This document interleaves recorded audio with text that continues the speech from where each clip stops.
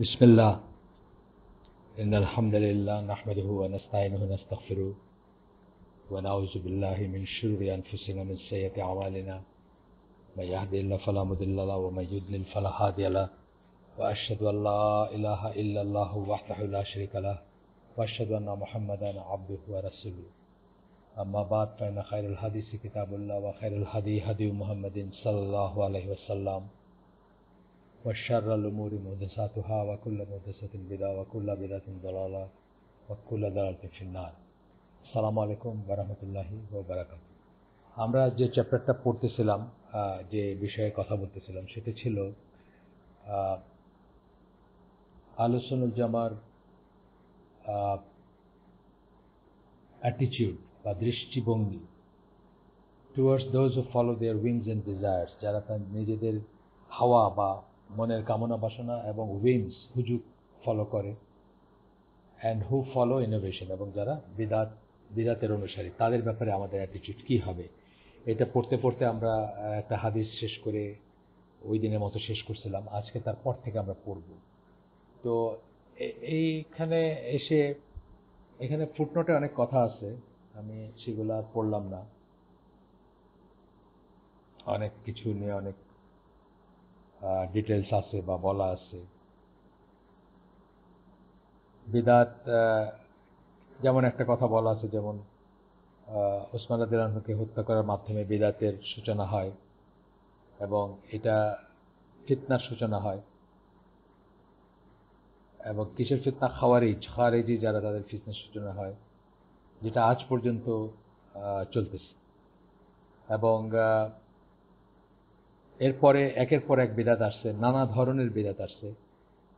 কাদেরিয়া আসছে, মানে সেক্টের কথা বলতেছেন। কাদেরিয়ারা আসছে। কাদেরিয়া মানে যারা কদর বিশ্বাস করে না, যারা মনে করে যে একটা জিনিস, আপনি এক গ্লাস পানি খেলেন, এই প্রথম আল্লাহ জানলেন যে আপনি পানি খেলেন, তার আগে আল্লাহ জানতেন না। আপনি সূচনা করলেন কাজটা, তারপরে আল্লাহ জানলেন।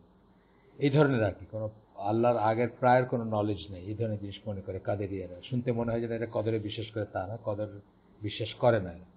আবার এদের উল্টাটা হচ্ছে জাবারিয়া, যারা যারা মনে করে যে আমাদের কোনো নিজেদের কোনো মানে ফ্রি উইলই নাই। আমি যে মদ খাচ্ছি সেটা আল্লাহ আমাকে খাওয়াচ্ছেন, আমার কোনো ফ্রি উইল ছিল না মদ খাওয়ার বা না খাওয়ার। এরপর মুরজিয়া, রাফিদি, এগুলো আপনার আগেও বলছি। জিন্দিক্সের কথা বলছি আমি। জিন্দিক কাদের বলে? যারা ছদ্মবেশে ইসলামে প্রবেশ করে ইসলামকে ধ্বংস করার জন্য, যেমন আবদুল্লাহ বিন সাবা, শিয়াদের ফোরফাদার, যে তাদের ইহুদি ছিল এবং সে ইসলামে প্রবেশই করছিল ইসলামকে ধ্বংস করার জন্য। এরপরে আছে যেমন বাতেনি, যারা মানে এসোটারিক, যারা গূঢ় রহস্য দেখে সব কিছুর ভিতরে, এবং সুফি বা ঈদের ফোরফাদার্স বলতে পারেন এদের আর কি। এরপরে জাহামিয়া, যারা আল্লাহর কোনো সিফাতে বিশ্বাস করে না। এগুলো আমরা পড়ছি আগে, একটু একটু করে টাচ করে গেছি। যাই হোক, আমরা আজকে মেইন টেক্সটে ফিরে আসি আবার। আহলে সুন্নাত জামাত do not believe that innovations are all of one kind. Rather, there are different kinds, some of which put a person beyond the pale of Islam, and some of which are regarded as major sins, and others which are regarded as minor sins. তাহলে বিধাত, আহলে সুন্নাত জামাত বিশ্বাস করে যে বিধাত একই ধরনের না, সবকটা বিধাত এক জাতের না। বিধাতের ভিতরে ক্যাটাগরি আছে। যেমন ধরেন কিছু কিছু বেদাত আছে, যেমন একজনের মাজার পূজা করতেছে বা একজন মৃত মানুষের কাছে জিনিস চাচ্ছে, এটা তো আনহার্ড অফ ছিল রাসূল সাল্লাল্লাহু আলাইহি ওয়াসাল্লামের সময় বা সাহাবীদের সময়। তাহলে এটা পরবর্তীকালের বেদাত। কিন্তু এই বিদাত হচ্ছে কুফর বা শিরক পর্যায়ে, যেটা ইসলাম থেকে কাউকে বের করে নিয়ে যাবে, বা ইসলাম, সে আর মুসলিম থাকবে না, সে মুশরিক হয়ে যাবে বা কাফের হয়ে যাবে, সেই ধরনের বিদাত। আবার কিছু বিদাত আছে যেগুলা কবিরা গুনাহ, যেটা নতুন, কিন্তু এটা কবিরা গুনাহ। কবিরা গুনাহ বলতে পারি বড় গুনাহ, বাট এটা না, আপনার ইসলামের বাইরে নিয়ে যাবে না কাউকে, বা অমুসলিম বানায় ফেলবে না, সেরকম বিদাত আছে। আবার কিছু আছে যেগুলা মাইনর সিনস, মেজর সিনস আছে কবিরা গুনাহ, মাইনর সিনস আছে ছোট গুনাহ, এরকমের ব্যাপার আর কি। But all of them are described as misguidance, কিন্তু সবকটাই হচ্ছে পথভ্রষ্টতা। পথভ্রষ্টতা মানে সেই পথ থেকে সরে যাওয়া।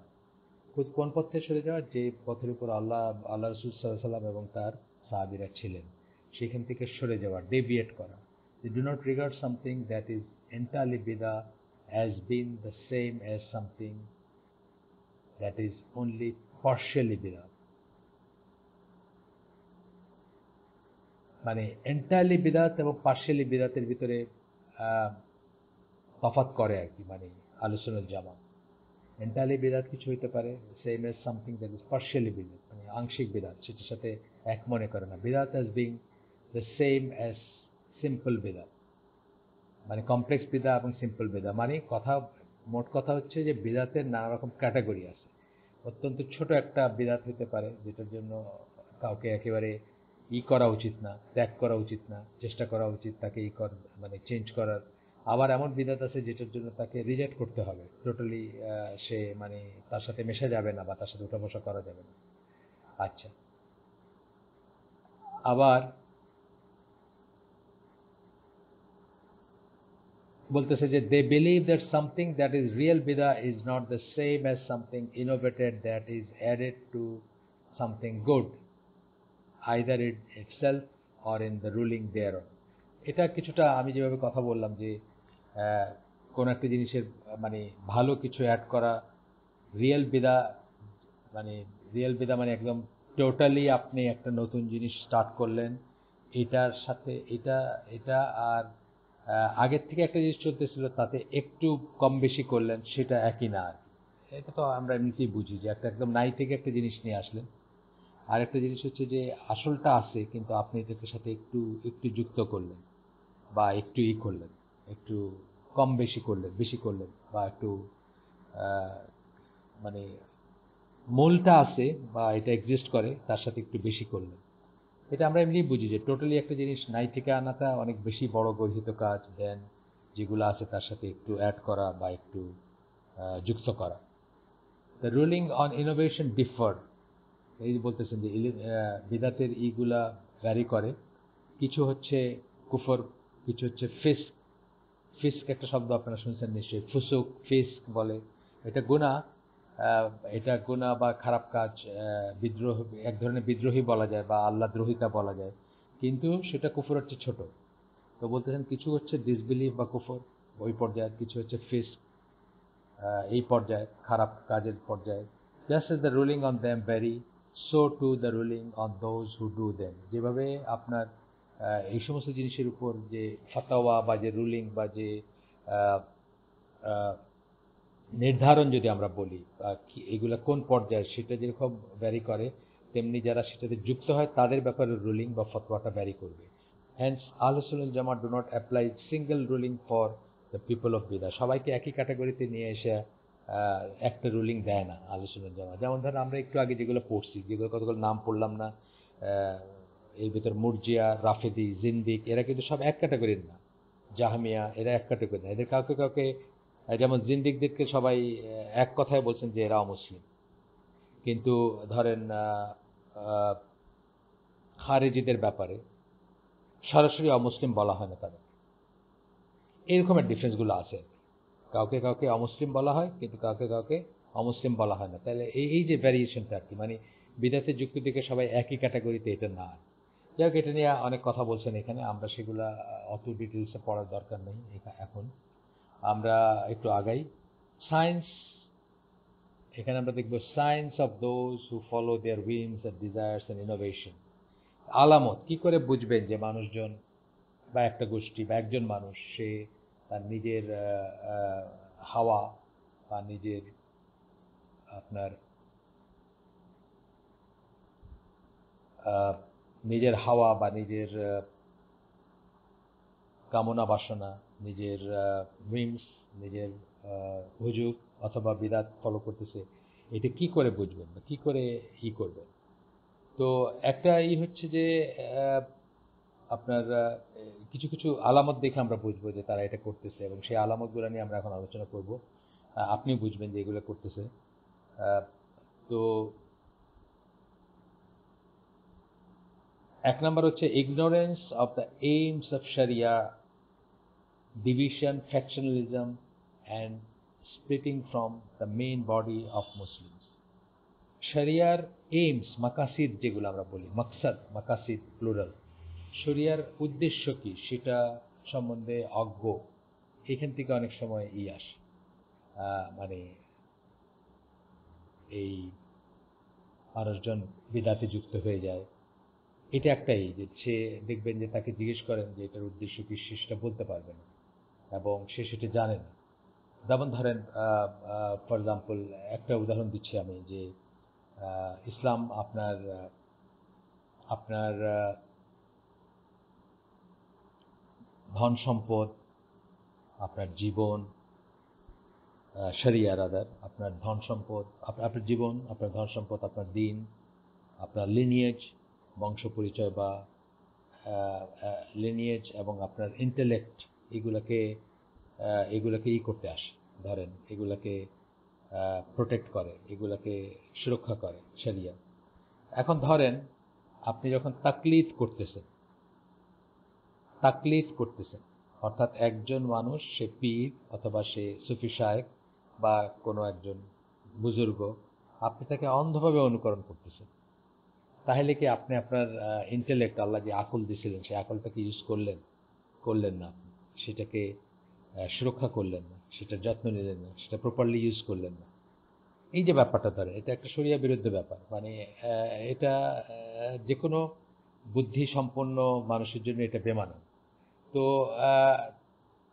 এই জিনিসগুলো না বুঝে, এই জিনিসগুলো বুঝলে কেউ কিন্তু কাউকে অন্ধভাবে অনুকরণ করতে পারতো না। আল্লাহ আপনার কাছে কি চান? আল্লাহ আপনার কাছে চান যে আপনি আপনার দিন সম্বন্ধে জ্ঞান অর্জন করবেন, জানবেন, নিজের বুদ্ধি খাটাবেন, নিজের বিবেক খাটাবেন এবং ভালো মন্দগুলা বিচার করবেন এবং তারপরে আপনি একটা কাজ করবেন।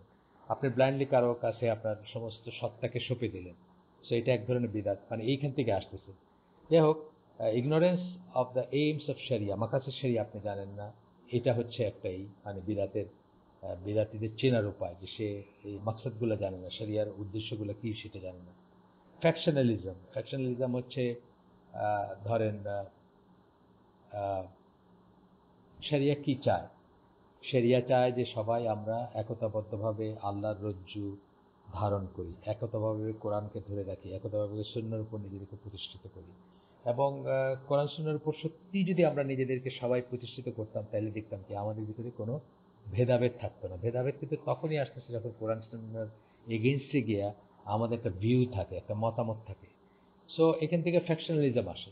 যাদের কোরআন সুন্নাহর বুঝ ভালো, তারা কিন্তু ফ্যাকশনালিজমে যাবেন না, তারা কিন্তু আহ, মানে ছোটখাটো জিনিসের জন্য ভাগ হয়ে যাবেন না। তারপরে বলতেছেন যে splitting from the main body of Muslims. Main body যখন আমরা বলবো, তখন আমরা অ্যাকচুয়ালি বোঝাচ্ছি যে এটা হচ্ছে আহলে সুন্নাত জামার কথা আমরা বোঝাবো। মেইন বডি যখন বলি, তখন সেই একটি পথ যেটার উপরে রাসূল সাল্লাল্লাহু আলাইহি ওয়াসাল্লাম তার সাহাবীরা ছিলেন, সেখান থেকে যারা সরে যাচ্ছে তাদেরকে বোঝাচ্ছি আমরা। Splitting from the main body of Muslims, অর্থাৎ জামাত বা আল জামা, সেখান থেকে সরে যাওয়া, সেখান থেকে বিচ্যুত হওয়া, এগুলা হচ্ছে আপনার আলামত। কাউকে দেখলে, আপনি যদি দেখেন কাউকে এরকম, তখন বুঝবেন যে সে হয়তো বিদাতের উপর আছে অথবা সে তার কামনা বাসনাকে করে। এরপরে বলতেছেন আর্গুমেন্টস এন্ড ডিসপিউট, কথায় কথায় আর্গুমেন্ট করা এবং ডিসপিউট করা, ঝগড়া করা, রাগারাগি করা। Following the whims and desires, মানে ভালো মনে হয় দেখে বা নিজের কাছে ভাল লাগে দেখে একটা কিছু করে, এটা কিন্তু বিশাল একটা ফিতনা। আমি বহু মানুষকে বলতে শুনছি যে আনোয়ার আল আল্লাকি বলে একজন ছিলেন, আপনারা জানেন, মারা গেছেন উনি। প্রথম দিকে তো ওনার লেকচারগুলা বা ওনার এইগুলা খুবই সুন্দর ছিল। আস্তে আস্তে আস্তে আস্তে পরে একসময় উনি রেডিকালাইজড হন এবং রেডিকালাইজড হওয়ার পরে উনি খুব গরম গরম লেকচার দিতেন। বহু ইয়াং ছেলেপেলেকে আপনি বলতে শুনবেন যে আপনি ওনার, মানে আমার ওনাকে ভালো লাগে, মানে তার আইডিওলজি বা তার মতো করে জীবনকে চিন্তা করার কারণ হচ্ছে যে আমার ওনাকে খুব ভাল লাগে। ভাল লাগে কিন্তু আমাদের কোনো দলিল না। ইট মে সো হ্যাপেন যে দুনিয়ার সবচেয়ে খারাপ জিনিসটা আপনার ভালো লাগে, আমাদের লাগে। আল্লাহ আমাদেরকে মানে এই দুর্বলতা যে বানাইছেন, যে আমাদের বেস ইনস্টিংক্ট যেটাকে আমরা বলি, একদম বেসিক যে ইনস্টিংক্টগুলো, বেসিক ইনস্টিংক্টগুলোতে অ্যাকচুয়ালি কি বেসিক ইনস্টিংক্ট কি আমাদের, সেগুলাকে সেখানে কিন্তু অ্যাপিল করে সব খারাপ জিনিসগুলো।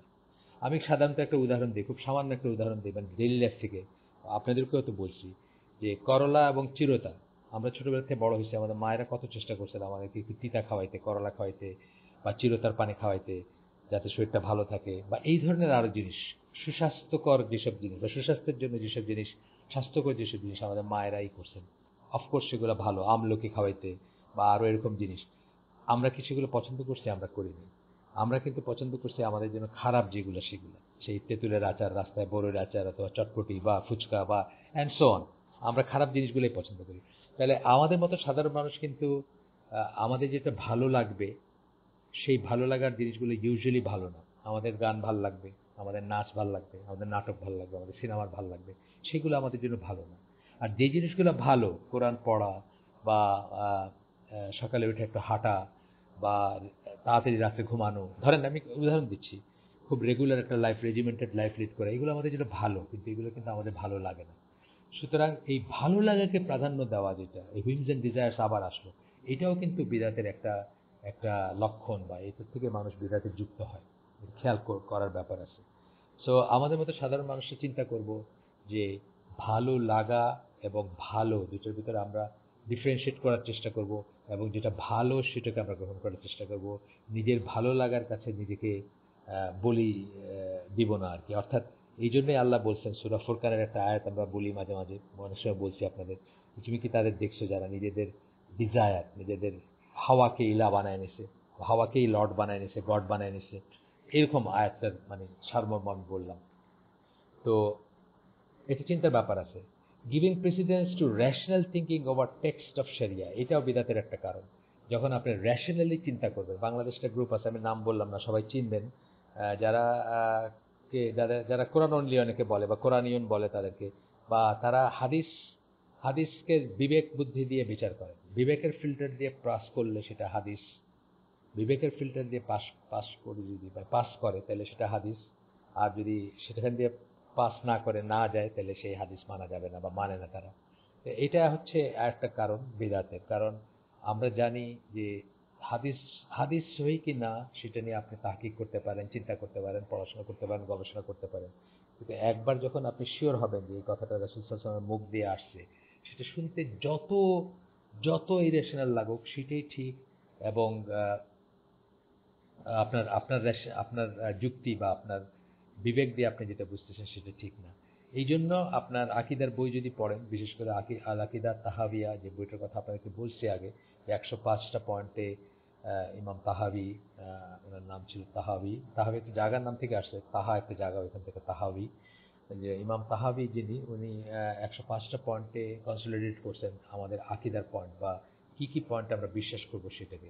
সেখানে একটা পয়েন্ট দিয়েছেন যেটা শুনলে মনে হবে এটা আবার বিশ্বাসের কি আছে, বা এটা আবার মানে আকিদা পয়েন্ট কিভাবে হয়, সেটা যে আমরা মোজার উপরে মাসে করাকেই সঠিক মনে করি, বা এরকম পয়েন্টটা মানে জিনিসটা এরকম। অর্থাৎ মোজা মাসে আমরা করি, কোথায় মাসেটা করি, মোজার পায়ের উপরের অংশটাই করি, কিন্তু উপর মানে সারফেস, যেটা উপরের সারফেসে করি, আমরা কিন্তু পায়ের তলাটা মসতে করি না। অথচ যুক্তি আপনাকে কি বলবে যে লাগলে তো কোনো ময়লা নিচেই লাগবে, তলাটায় লাগবে, তলাটা পরিষ্কার করা উচিত, কিন্তু আমরা কিন্তু তলাই করি না। কারণ কি, আল্লাহ রসুল এইভাবে করতে বলছেন। সো এইটা একটা খুব উত্তম উদাহরণ বা একটা আকিদা পয়েন্ট, বা এটা একটা বিশ্বাসের অংশ, আল্লাহ রসুলের যেমন বিশ্বাসের অংশ, যে যদি টেক্সট চলে আসে, অর্থাৎ সহিহ হাদিস অথবা কোরআন চলে আসে, তাহলে সেটাই আপহোল্ড করব আমরা। আমাদের যুক্তি কি বলে এটাই মেট্রিক। এইটা বলতেছেন যে giving precedence to rational thinking over the text of sharia, শরিয়ার টেক্সট অর্থাৎ কোরআন এবং সুন্নাহর উপরে আহ, আপনার রেশনাল থিঙ্কিং মানে যুক্তি কি বলে সেটাকে প্রেসিডেন্স দেওয়া বা প্রাধান্য দেওয়া একটা বিদাতের একটা কারণ। আচ্ছা, দেখবেন মুসলিম উম্মাতে এমন সেক্ট আছে যারা এই মোজা মাসাকে ভ্যালিড মনে করে না, বা মনে করে মোজা মাসা করা যাবে না। খারেজিদের ভিতর আছে একটা সেক্ট, অথবা এমনিতেও আছে। আচ্ছা, এরপরে বলতেছেন যে ইগনোরেন্স অফ দ্য সুন্না, যখন সুন্না সম্বন্ধে আপনি জানবেন না, তখন কি হবে, আপনি একটা সুন্নাকে বিদাত মনে করতে পারেন, একটা বিদাতকে সুন্না মনে করতে পারেন। এটার ক্লাসিক উদাহরণ আমি দিই সাধারণত, যেটা সেটা হচ্ছে যে আমরা যে হাত মেলাই, এই হাত মেলানোর ব্যাপারটা হচ্ছে মুসাফা যে কথাটা বলে, করতলের সাথে করতল স্পর্শ করা।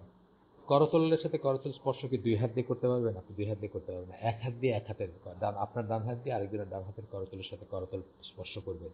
সুতরাং যেটা আমাদের কাছে দেখলে মনে হয় যে এটা বোধহয় ইংলিশ স্টাইলের হ্যান্ডশেক, ওইটাই কিন্তু সুন্নাহ হ্যান্ডশেক, বা করমর্দন করা বা মুসাফা করা।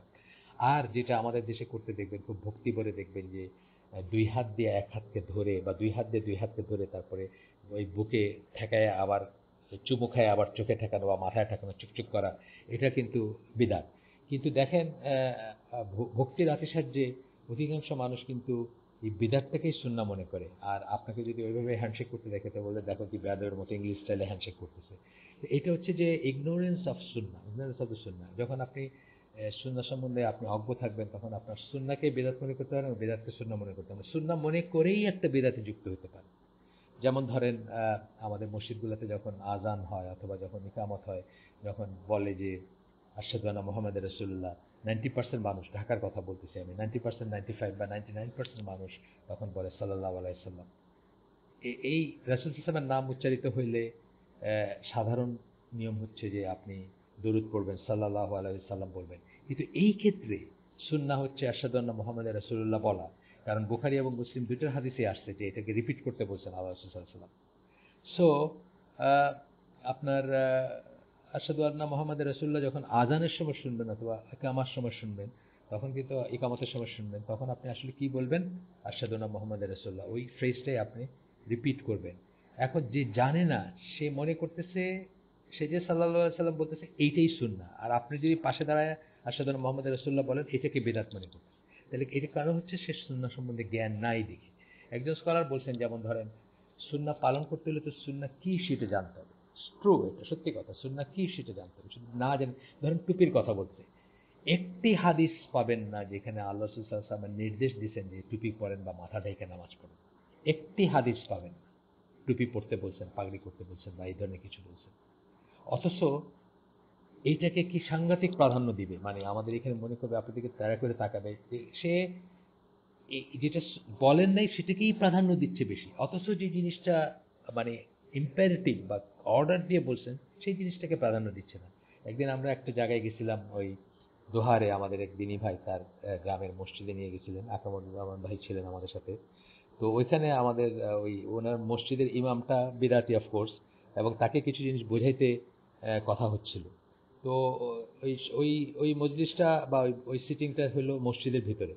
তো আমরা মসজিদে ঢুকলাম যখন প্রথমে, আমি এবং আকরামুজ্জামান ভাই 2 রাকাত সালাত পড়লাম, পড়ে বসলাম।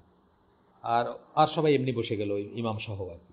সো ইমামটা টুপি নিয়ে খুবই করছে, কারণ আমাদেরকে যিনি নিয়ে গেছিলেন দিনী ভাই, যার বাড়ি দোহারে, উনি মসজিদের মোতোয়াল্লি এবং ওই কি বলে সভাপতি। কিন্তু তাকেই সে একদিন খুব চার্জ করে বসছে, উনি টুপি ছাড়া নামাজ পড়ছেন দেখে।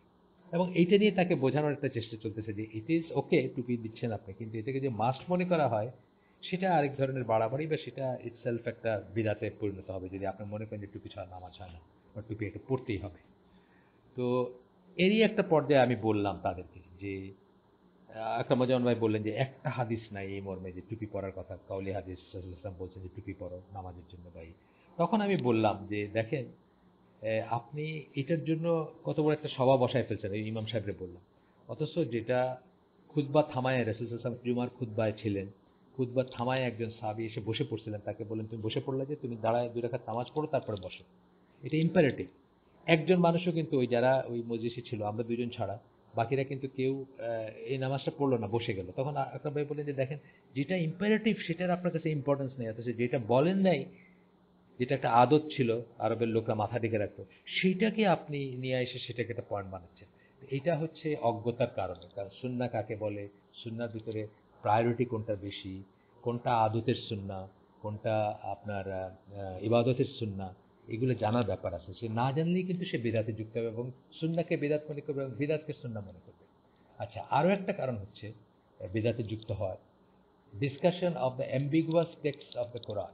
এটা খুব ইম্পর্টেন্ট জিনিস। আপনি দেখবেন মানুষ অ্যাম্বিগুয়াস টেক্সট যেগুলো, অর্থাৎ যেগুলো ব্যর্থ আমরা বলি, ডাবল মিনিং হতে পারে বা একের বেশি মিনিং হতে পারে, সেরকম টেক্সটগুলো নিয়ে কিন্তু মানুষ মাতামাতি করছে। আল্লাহ সূরা আলে ইমরানের 7 নম্বর আয়াতে বলছেন, যাদের হৃদয়ে বক্রতা আছে তারা মুতাশাবি আয়াত নিয়ে কথা বলে বেশি। বুঝছেন না, মানে জল ঘোলা করতে চায়। এই রাসূল সাল্লাল্লাহু নূরের তৈরি নাকি, বা আল্লাহর আরশটা কিরকম কোথায়, বুঝছেন না, মানে যে জিনিসগুলো আল্লাহ নিজে আইদার পরিষ্কার করেন নাই, মানুষের জ্ঞানে ধরবে না দেখা, অথবা পরিষ্কার করার প্রয়োজন মনে করেন নাই, অথবা যেগুলোর অনেকভাবে ইন্টারপ্রেট করা যায়, সেই ধরনের আয়াত নিয়ে মাতামাতি করবে।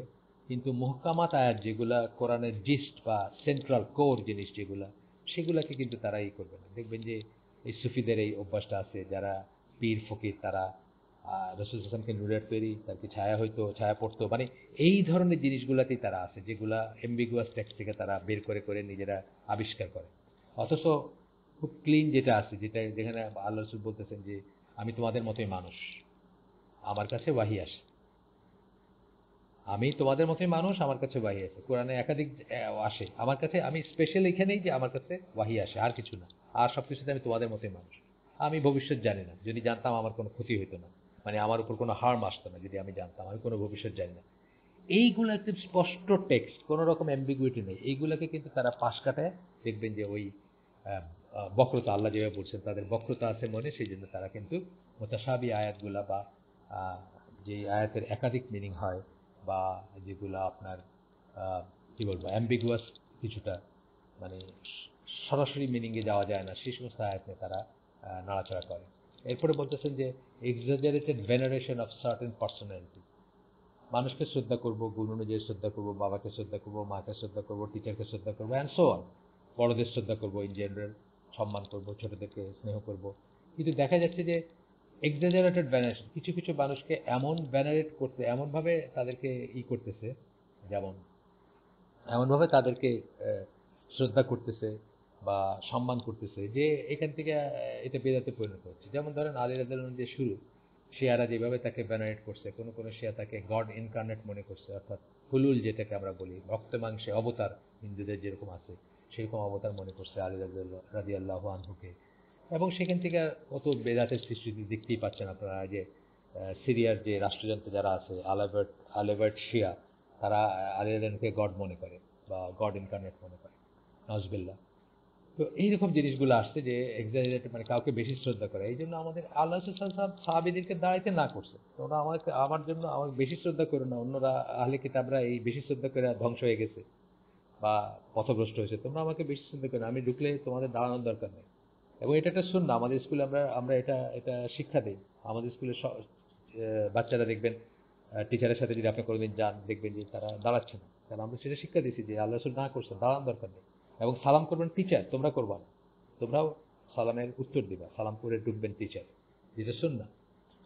আচ্ছা, এরপর বলতেছে exaggeration in workshop, exaggeration exaggeration in worship, ইবাদতের ব্যাপারে বাড়াবাড়ি করা। ইবাদতের ব্যাপারে বাড়াবাড়ি করা, নানা রকম বাড়াবাড়ি আছে, এক ধরনের দুই ধরনের বাড়াবাড়ি না, মানে এই তো কোনো শেষ নাই কোনো। এক রাকাতে 100 বার কুল হু আল্লাহ পড়ে কি করবেন? কে কোথায় দলিল পাইলেন আপনি? সারা রাত দাঁড়ায় আছেন এক রাকাত নামাজ পড়তে, কোথায় পাইলেন আপনি এই দলিল যে এক রাকাতে 100 বার সূরা ইখলাস পড়ে করবেন? এই জন্য অনেক এক্সাজারেশন আছে। হজের সফরে গেছেন আপনি, মাথায় ছাতি দিবেন না, আপনি ছায়ায় দাঁড়াবেন না, এগুলো হলো এক্সাজারেশন। আচ্ছা, ইমিটেশন অফ দ্য কুফার, মানে কারণ বলতেছেন বেদাতের, মানে কারণ তো না, মানে বেদাতের আলামত। দেখবেন যে কি কি দেখে আপনি চিনবেন, বা কি কি কারণে বেদাতে, একদিকে যেরকম আলামত, আরেকদিকে এগুলা হচ্ছে কারণও বটে। আলামত মানে ম্যানিফেস্টেশন, যখন আপনি দেখলেন, কিন্তু এগুলা বেদাতে যুক্ত হওয়ার কারণও বটে। আচ্ছা, দ্য ইমিটেশন অফ দ্য কুফার, মানে কাফেরের অনুকরণ করা। যেমন ধরেন আপনার একটা উদাহরণ দিচ্ছি, যে খ্রিস্টানরা তাদের নবীর কে এত শ্রদ্ধা করতে পারে, জন্মদিন পালন করতে পারে, ক্রিসমাস ট্রি লাইট জ্বালায়া কত কিছু করে, মানে পুরা শহরগুলো মানে ঝলমল করতে থাকে ঈদের দিনে। আমাদের নবীরকে আমরা একটু করতে পারবো না? আমাদের নবী কি তার চেয়ে ছোট নাকি? এখান থেকে ওদের দেখা দেখে আমরা কি করছি, আমরা এখন জশ্নে জুলুসে বা মেরাদুন নবী শুরু করছি। এই যে ব্যাপারটা, এটা হচ্ছে ইমিটেশন অফ দ্য কুফার, কাফেরদের অনুকরণ করা। এটা একটা কারণ বিদাতের, বা এটা একটা ম্যানিফেস্টেশনও বটে, কারণও বটে। এবং এটা এটা একটা আলামত, যখন আপনি দেখবেন যে কেউ তাদেরকে অনুকরণ করে কিছু করতেছে, তখন বুঝবেন যে তার, সে বিদাতে আছে অথবা তার জ্ঞান নাই, বা সে। আচ্ছা, কলিং আহলে সুন্নাত জামা বাই অফেন্সিভ নেমস, আহলে সুন্নাত জামাকে অফেন্সিভ নেম, মানে খারাপ নামে ডাকা। বহু মানুষ আছে, বহু মানুষ আছে। আপনি যখন রসুল এবং সাহাবীদের পথের উপর থাকতে চাইতেছেন, আপনাকে নানা রকম নাম দিয়ে দিচ্ছে। ফর এক্সাম্পল ওয়াহাবি বলে, একটা কমন নাম, কমন গালি একটা আছে ওয়াহাবি। যারা বলে, বিশ্বাস করেন, তারা কেউ কোনোদিন মোহাম্মদ বিন আবদুল্লাহের কোনো লিটারেচার পড়ে দেখেননি। ওনার সবচেয়ে ফেমাস যে কাজটা, যেটা মানে সারা দুনিয়ায় প্রচলিত, কিতাবুত তাওহীদ, আপনি পড়ে দেখেন, একটা কথা নিজের নাই। দেখবেন যে আপনি, মানে আপনাকে মনে হবে যে কোরআন হাদিস, কোরআন হাদিস, কোরআন হাদিস। হ্যাঁ, একটা চ্যাপ্টার শেষ করে উনি হয়তো কিছু আপনার চোখে আঙ্গুল দিয়ে দেখাই দিবেন যে এখান থেকে এই রুলিং বের হয়ে আসে, আমরা এটা বুঝলাম, এই মাসলা বের হয়ে আসে, বা মাসলা বের হয়ে আসে, বা এই বের হয়ে আসতেছে। সেটা অন্য কথা, কিন্তু বইয়ের টেক্সটের ভিতরে মেইন বডিতে আপনি দেখবেন কোরআন হাদিস, কোরআন হাদিস, কোরআন হাদিস। তো এই তখন ওয়াহাবি তখন একটা গালি, আসলে সত্যি কথা একটা গালি, ওয়েস্টার্ন ওয়ার্ল্ডেও গালি ছিল। ব্রিটিশরা ওয়েস্টার্নাররা যখনই তাদের সুবিধা তখনই ওয়াহাবি কথাটা বলে কাউকে ব্র্যান্ড করে দিছে, বোঝাইতে যে এরা খুব খারাপ মানুষ বা এরা অথচ যেমন ধরেন তিতুমির, শহীদ তিতুমির, বা এই যে বালাকোটে যারা শহীদ হয়েছিল তাদেরকে ওয়াহাবি ডাকতো ইরা, আপনার কি বলে ব্রিটিশরা তাদেরকে ওয়াহাবি ব্র্যান্ডিং করছে, জাস্ট টু মানে মানুষের কাছে তাদেরকে অপদস্থ করার জন্য, বা তাদেরকে একটা গালি আর কি, সোজা কথা এটা। তো আহলে সুন্নাত জামাতকে নানা নামে ডাকবে, কিন্তু যখন বিদাতি হবে তারা কিন্তু নানা নামে ডাকবে, কারণ তারা তো সুন্নাহ কাকে বলে জানে না, সেই জন্য ডাকবে। এক্সপ্রেসিং হেট্রেড টুয়ার্ডস, আপনার ঢাকায় এমন মসজিদ আছে যেখানে লেখা লেখা আছে যে জোরে আমিন বলা নিষেধ এই মসজিদ, এবং জোরে আমিন বলা প্রতিরোধ কমিটি আছে ঢাকায়, কি করে এটাকে বন্ধ করবে? অথচ এটা সর্বজন স্বীকৃত সুন্নাহ। আপনারা যারা হজে গেছেন, আপনারা যারা বিদেশে কোথাও নামাজ পড়ছেন, যেখানে মানে আমাদের মতো এই ধরনের সংকীর্ণতা নাই, আপনি দেখবেন যে মসজিদে গম গম করে উঠবে, জোরে আমিন বলবে কোন একটা জাহেরি, মানে যেখানে কেরাতটা জোরে পড়ে মাগরিব, এশা এবং ফজরে, দেখবেন যে সারা মসজিদে কেঁপে ওঠে মসজিদে আমিন, আমিনের ইসে। কিন্তু আমাদের দেশে বলবে যে এটা আপনার এটা ঠিক না, বা এটা বেদাত, উল্টাটা বলবে বা গালি দিবে এটার জন্য, বা এটার জন্য বলবে যে মানে এখানে নিষেধ। আচ্ছা, এক্সপ্রেসিং হেট্রেড টুয়ার্ড আহলুল আসার। আহলুল আসার মানে যারা হাদিসের স্কলার, যারা সাহাবিদের, আসার কথার মানে কি? আসার কথার মানে হচ্ছে সাহাবিরা যেটা বলেন, হাদিস হচ্ছে রাসূল যেটা বলেন, আসার হচ্ছে সাহাবিরা যেটা বলেন। তো আমরা হাদিসগুলো কোথা থেকে পাইছি? হাদিসগুলো তো আসলে সাহাবিদের থেকে পাইছি, তাই না?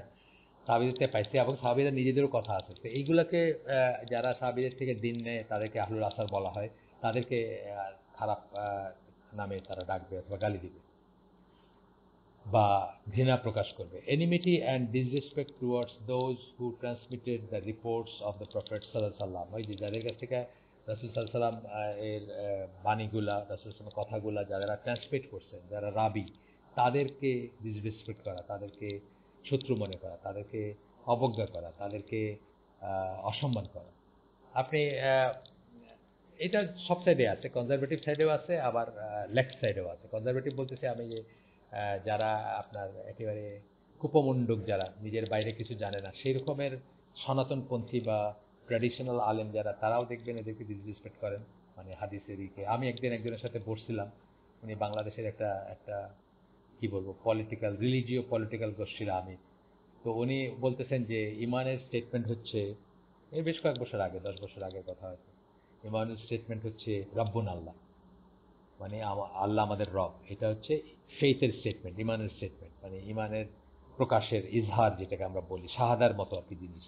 তো উনি এটা বলার পরে আমি বললাম যে আচ্ছা, আপনি এটা বলতেছেন, আপনি তো 50টা হাদিস পাবেন যেখানে আল্লাহ রাসূল সাল্লাল্লাহু আলাইহি সাল্লামের কাছে কেউ ইসলাম গ্রহণ করতে আসছে এবং উনি বলছেন যে বলো লা ইলাহা ইল্লাল্লাহ, তো আপনি সেটাকে অস্বীকার করতেছেন। তো উনি বললো হাদিস কে কখন লেখছে না লেখছে এগুলো কোনো ঠিক আছে নাকি, মানে বুঝছেন তো, মানে উনি হাদিস মানেন না। কত বড় ধৃষ্টতা আপনি চিন্তা করেন, যেখানে সাহাবিদের, এটা হচ্ছে আমি বললাম যে কনজারভেটিভ সাইডে, মানে অ্যাপারেন্টলি আপনার তাকে দেখতে মনে হবে আরে কত দিনদার, কত ইখলাস, কত তার আকীদা হচ্ছে, বা তার হচ্ছে এটা, মানহাজ হচ্ছে এটা।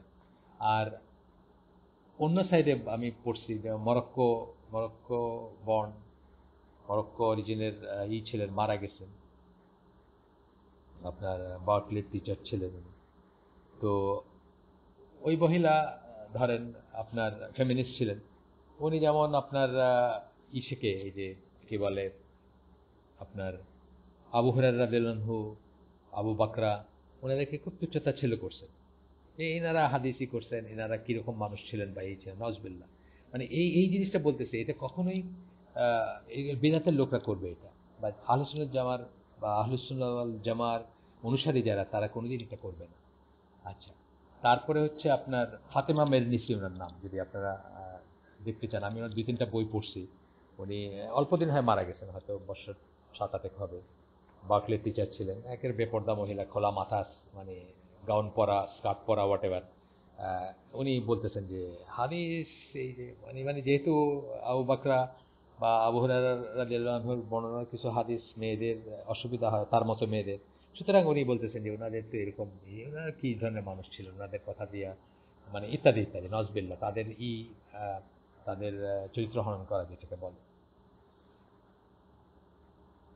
তো এটা বললেন আর কি, এই কথাটা বলতেছেন যে ম্যানিফেস্টেশন বা আলামত কি যে কেউ বিদাতের উপর আছে, দেখবেন যে সে হাদিস যারা বর্ণনা করছেন, রাবি যারা যারা ট্রান্সমিট করছেন, তাদেরকে তারা পছন্দ করে না, তাদেরকে শত্রু মনে করে, ডিনাউন্সিং দেয়ার অপোনেন্টস অ্যাজ কাফির উইথ নো এভিডেন্স। এবং দেখবেন যে বিদাতি যারা, তারা কথায় কথায় কোনো দলিল ছাড়া অন্যকে কাফের বলতেছে, যেটা আমরা অলওয়েজ আপনাদেরকে সাবধান করছি যে আমরা কিছুতেই মুখ দিয়ে কথাটা বের করবো না, আনলেস কোনো মুস্তাহিদ আলেম বা রাষ্ট্রযন্ত্র মুসলিম দেশের তারা বা কোনো কাজই এটাকে করে, ততক্ষণ পর্যন্ত আমরা কারো ব্যাপারে পার্সোনাল ব্যাপারে বলবো না। আমরা বলবো কিসের ব্যাপারে, একটা অ্যাক্টের ব্যাপারে বলতে পারি, যদি মনে করি যে হ্যাঁ এই কাজটা কুফর, এটা একজন পার্সন কাফের কিনা এটা আমাদের বিচার্যের বিষয় না।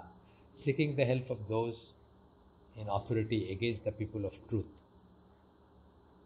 সরকারে যারা আছে তাদেরকে লেলায় দেওয়া বা তাদেরকে খেপায় তোলা, সত্যের উপর যারা আছেন তাদের বিরুদ্ধে, এগুলো দেখবেন অনেকখানি আছে আমাদের দেশে। বাংলাদেশে তো যারা সহিপন্থী আলেন, তারা খুব প্রিক্যারিয়াস সিচুয়েশন বা খুব কি বলবো, খুব জটিল একটা পরিস্থিতি আছে, তা অলমোস্ট সারা দেশের সবাই তাদের এগেনস্ট, এই মাজার পূজারীরা এগেনস্টে, কবর পূজারীরা এগেনস্টে, দেওবন্দিরা এগেনস্টে, মিলাদপন্থীরা এগেনস্টে, তবলিগপন্থীরা এগেনস্টে, সবাই তাদের এগেনস্টে।